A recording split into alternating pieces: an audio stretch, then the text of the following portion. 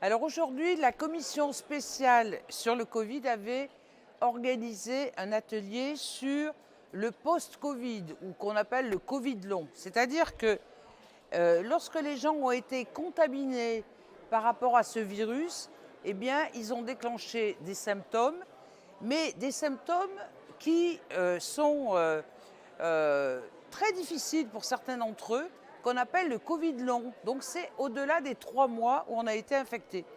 Et c'est une maladie qui a été reconnue d'ailleurs par l'OMS et qui touche 60 millions de personnes dans le monde, 17 millions en Europe, 2 millions en France, donc c'est pas du tout anodin.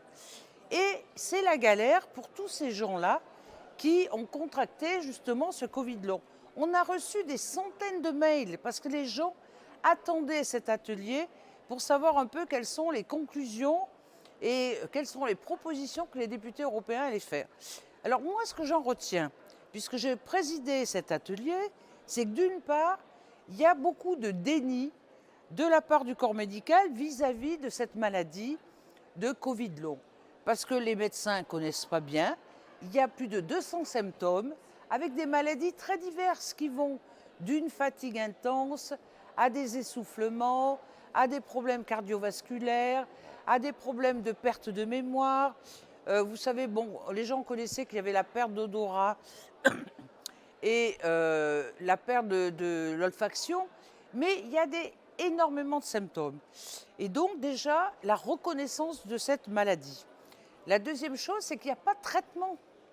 Et on sait qu'il y a plus de 10% de gens qu'on arrive, vous voyez, d'une part qu'on n'arrive pas à traiter, mais surtout que ça ne s'arrête pas en fonction du temps.